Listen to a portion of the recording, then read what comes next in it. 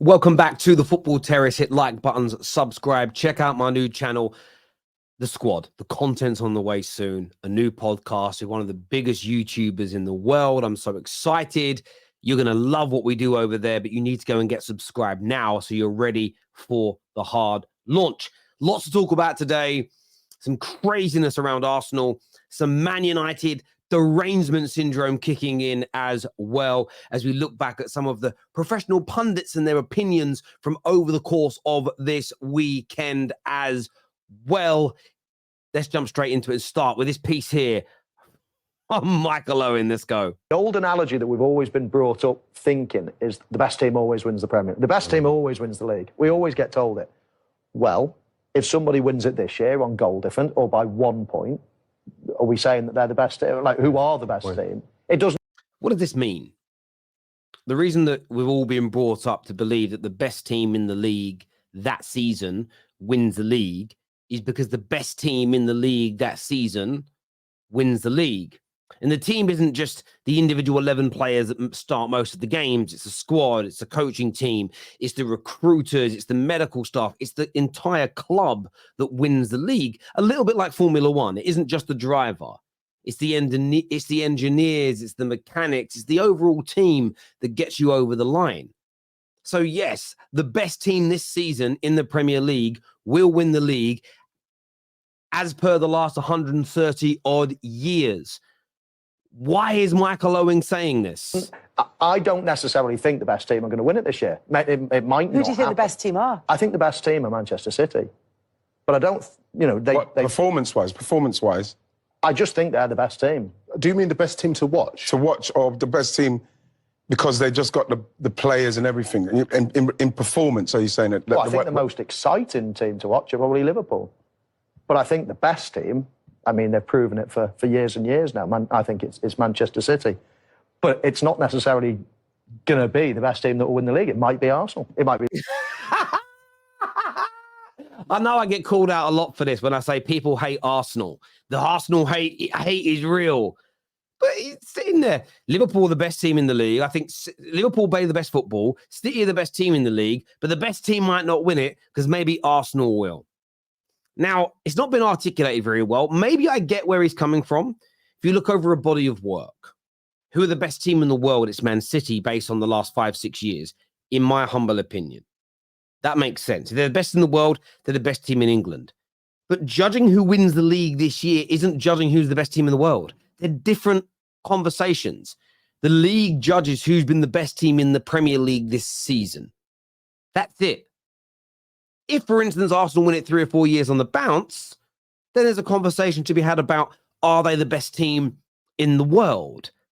But the fact that Michael Owen here is so shook, it's like when people moan about the Ballon d'Or. Some people think Ronaldo should win it every year because they think he is the best player no matter what. Messi should win it every year because nobody has his ability.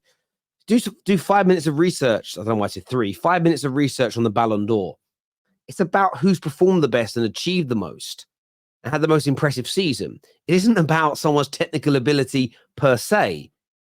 And that's the crazy thing about this. Arsenal looking like they could, by the way. They're not even the favourites at the moment, but could win the league title. And Michael Owen is out here saying this may be the first season in 130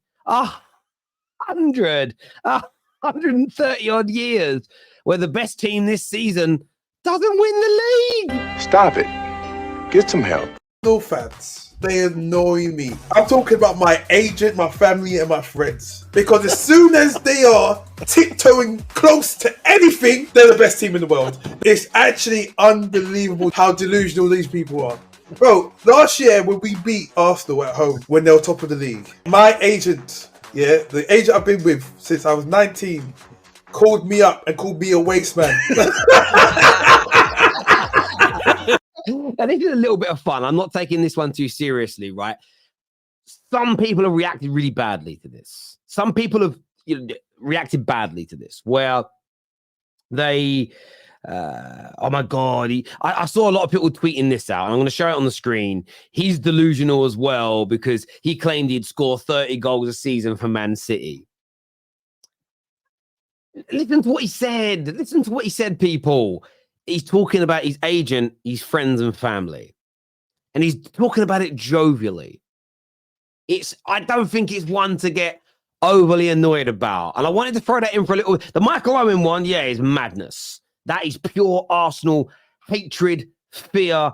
Michael Owen is petrified of Arsenal winning the league. And he's petrified of Arsenal winning the league for the same reason Paddy admitted last night on the Top 6 show. Because what does it do to Klopp's legacy if Arteta wins it? That's all it's about. Antonio here, going to defend it. There's no need for anyone to get bitter about this. It's a little bit of fun. That, for me, there is good banter. I talk about what bad banter is in football. That, for me, for what it's worth, is just a little bit of good quality.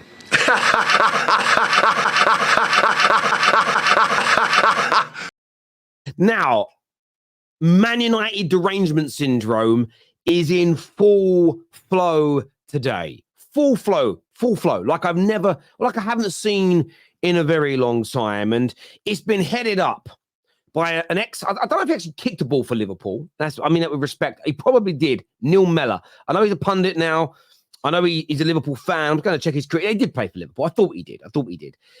Which is 41 now. He played 12 league games. I knew it wasn't very much, but he did play for Liverpool. Fair play to him. First thing he tweeted about was this. He says, why doesn't... Sorry, no, I'm talking about the Bruno one here. I'll come back to it. He kicked off. Why wasn't Bruno sent off for a second bookable offence? And I've seen quite a few people call this out. I'll be honest with you. I'm about as unbiased as the day is long, generally speaking. And in real time, when I watched this, I thought, oh, he could go here because a foul was given. Then I saw the replay. And both players strike the ball at the same time. Bruno's studs are turned out to the side. There is no out-of-control lunge. There is a little bit of a coming together of both their legs afterwards, but it's both of them. It was a 50-50. And some really big Liverpool aggregate accounts said, oh, should that be a second yellow? And I was really surprised, but also really happy to see a lot of Liverpool fans say, no, mate, it's a 50-50. It's not even a foul. And I agree. My Liverpool supporting brother was in the house with me. He was shocked that a free kick was even given. So to call for a red card here is crazy. And you can see it in the proper still shot of this. The proper still shot of this shows you they both make contact with the ball at exactly the same time. Yes, there was a little bit of a follow through. But as we saw when Ederson tackled Garnacho a few weeks ago, I was told, and I'm bowing down to your superior knowledge, that the follow-throughs are okay. So which is it? For me, I didn't think there was much of a follow-through. I don't think it was dangerous. I don't think it was reckless. I don't even think it was a foul. That's just my humble opinion. You may disagree with me. If you do, let me know in the comments section below. But Mellor was at it again. He then came out and said on the 86th minute, why doesn't the lino put his flag up when someone is blatantly offside, pointing, as you can see, at Marcus Rashford? He says VVD has to clear the ball. Liverpool never regained it. And fewer than 20 seconds later, the ball is in the back of the net. Put your flag up, lino. Oh, Neil, the problem here with your analysis, the problem here with what you're saying is that, one, that is not within the law of the game. So it's not within the law of the game to put your flag up just because somebody is standing in an offside position. Marcus Rashford has to make a clear attempt to play the ball. So running offside is not an attempt to play the ball. It's not within the law. Now, you may say the law is rubbish, but it's not like it's the first time this has happened. He's not offside in any capacity.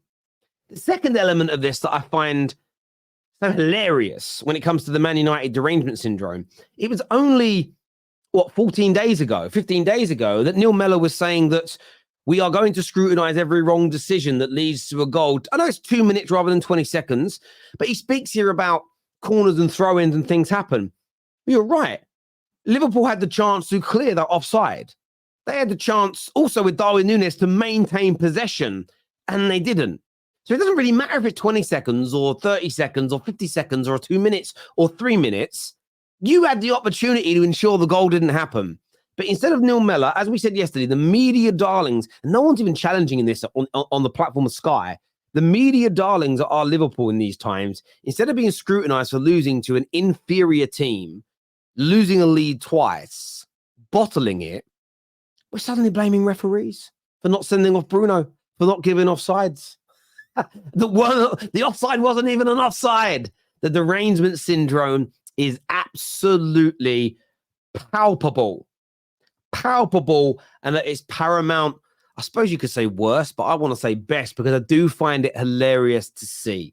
Liverpool are a fantastic team, a brilliant football club. I still think they're going to win at least one more trophy this season. They're phenomenal. But do you know, I want to praise a lot of Liverpool fans that have been on the football terrace who have just put their hands up and said, we weren't good enough. Man United were better. They deserve to beat us. Because I don't think there was much controversy in this game whatsoever. There's a few things that could have gone our way, a few things that could have gone their way, but nothing that I think swung the game in either direction. It was two teams that went for it, created an amazing piece of classic FA Cup football that will be remembered for generations and generations to come. But instead of celebrating that, even if you're on the losing side, I'm talking here as a pundit where you're meant to be non-partisan. You're paid, by the way, to be non-partisan. You're talking about giving offsides that would be against the law of the game. And you're talking about red cards. I would say at least 50% of your own fan base don't even think was a fail as an excuse. That for me is wrong, but it's just my humble opinion. I'd love to hear from you all on this. Bit of Man United derangement syndrome, Arsenal hate in absolute full flow again today, as you can all see. Take care. Goodbye. God bless. We've got, by the way, straight facts later on, where we're going to be covering Chelsea, where we're going to be covering Liverpool, we'll be covering City, Man United, Arsenal, and much, much more. Big stories surrounding those clubs today. So be back with us 3:30 today or Tuesday, or go back and watch it if you're only seeing this video on Wednesday. It's going to be a great show with LB and Dan. Until then, take care, goodbye, God bless, and I'll see you all again soon.